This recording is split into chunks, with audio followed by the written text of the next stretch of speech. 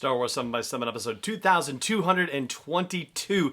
I'm back with live episodes for you, and today we're going to catch up on a few bits of news that have happened in the past week, including the announcement of 15 Emmy nominations for The Mandalorian, and I'm going to break down those nominations for you. Punch it!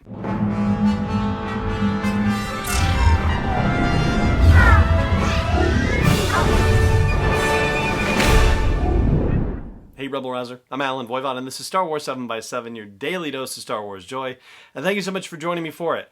I saw a couple of headlines suggesting that it was a surprise that The Mandalorian got the kind of haul for Emmy nominations that they did, 15 in total. You know, I don't know that it was really that much of a surprise, especially when you look at the category possibilities and you see that it's certainly possible because many of the nominations are actually in the same kinds of categories for which Star Wars tends to be nominated at the Oscars. And yet, when you look at television competition, they're doing things in The Mandalorian that really aren't being done in television. And so from, the technical side of things, yeah, that shouldn't come as a surprise. Maybe you could make a case for, certain other creative categories being surprising, but, we'll get to that. First, let's just talk about the fact that those 15 nominations are actually in 13 categories. There's one category where they actually scored nominations for multiple episodes, so separate nominations. 3 episodes or nominations out of, it was 8 total nominations in the category. So yeah, it's a different world looking at the whole Emmy situation. The Mandalorian was actually nominated for Outstanding Dramatic Program, and the competitors for this one include Better Call Saul, The Crown, The Handmaid's Tale, Killing Eve, Ozark, Stranger Things, and Succession. I think this is some pretty tough competition. And the other category for which The Mandalorian as a series was nominated was for stunt direction. And for the rest of the nominations, for the other 13 nominations, they are all individual episodes. I was particularly surprised to see, for example, Ludwig Göransson. He was only nominated for Chapter 8, the final episode of the series, for music. And that's, I guess, the way it is for the Emmy nominations, anything related to music, because all of his competitors in that category are also being nominated for single episodes and not necessarily for an entire season. And the Department of Corrections is telling me that I said stunt direction when I should have said stunt coordination, so my apologies on that. Speaking of Chapter 8 of the show, Redemption, that one is the most nominated episode of the series. It has 4 nominations. Ludwig Göransson's music, as I mentioned. Also, here we go. Single camera picture editing. I have had to re-record this line multiple times because I can't seem to say that one and have it roll off my tongue. So single camera picture editing, that's another one.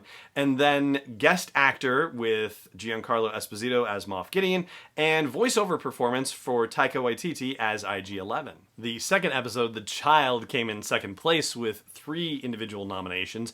And every other episode received at least 1 nomination, with the exception of The Gunslinger, which was Chapter 5, Episode 5, the one that took place on Tatooine.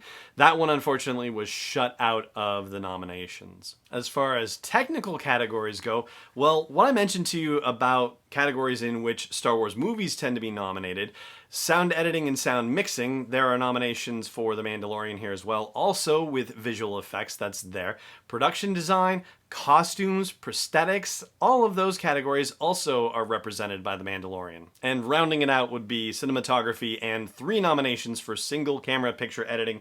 And they are going up against 2 episodes of Ozark, 2 episodes of Succession, and 1 episode of Stranger Things. So the odds are in favor of The Mandalorian, just sheer numbers alone. And as far as them winning anything, well, considering how dry it's been, at least on the Oscar platform for wins for the Star Wars franchise, it's a little bit hard to get necessarily upbeat about The Mandalorian's potential, but man, 15 is pretty intense. You would think that its odds would be best in categories where it has succeeded in the past, like visual effects and sound mixing and sound editing, but In the visual effects category, they're also going up against Watchmen, which is the most nominated show with 26 nominations. Also Westworld, also Lost in Space, so it's not as if they're going against competition that, isn't operating in the same field, so to speak, right? I mean, there are other categories where it's nominated against, say, Succession or Ozark, where if you nominated, say, Ozark for Best Visual Effects, obviously, a Star Wars production would probably win that hands down. And whereas the 8th episode has 4 nominations, I feel like the odds are more in favor of Episode 2, The Child, getting an actual win, at least one, with its 3 nominations for sound mixing, yes, and also single camera picture editing, and also for visual effects, right? So those are the 3 categories in which the 2nd episode of the show is nominated. I also think stunt coordination, they have a very strong chance at that considering the competition as well. For that category, they're going against a number of crime drama shows, The Blacklist and SWAT and The Rookie, and also Stranger Things too. So yeah, I feel pretty good about The Mandalorian in that category. Now there's just a couple more things to tell you about, but first I want to give a quick shout out to our friends at Audible, and if you are interested in a free trial and a free audiobook, then you can check out sw7x7.com/audible.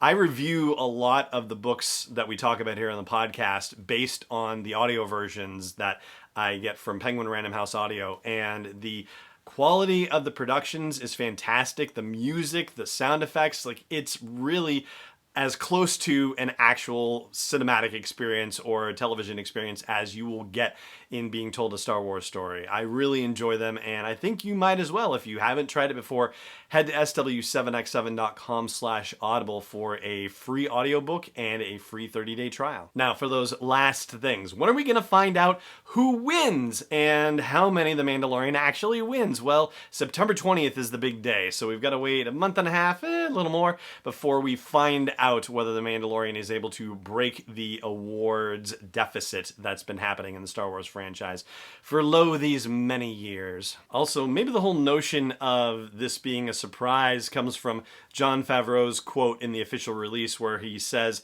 "We had a great time making it, and being nominated is an unexpected bonus." I don't know if that necessarily means that it completely comes as a surprise, or if that's just, a wonderful way of saying it's an honor just to be nominated, right?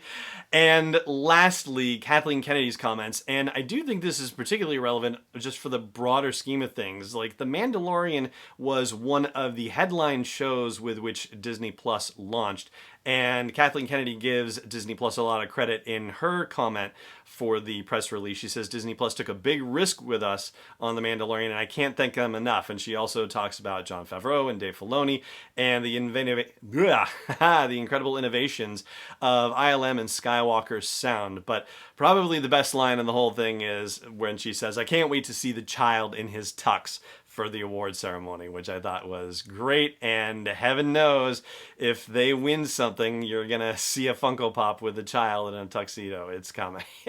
I can guarantee it almost. And that is going to do it for our episode of the show today. Thank you so much for joining me for it, as always, and may the Force be with you wherever in the world you may be. Star Wars 7x7 is not endorsed or sponsored yet by Lucasfilm Limited, Disney, or 20th Century Fox, and is intended for entertainment and information purposes only. Star Wars, the Star Wars logo, all names and pictures of Star Wars characters, vehicles, and any other Star Wars-related items are registered trademarks and/or copyrights of Lucasfilm Limited or their respective trademark and copyright holders. May the Force be with them. All original content is copyright 2020 by Star Wars 7x7. We hope you love it.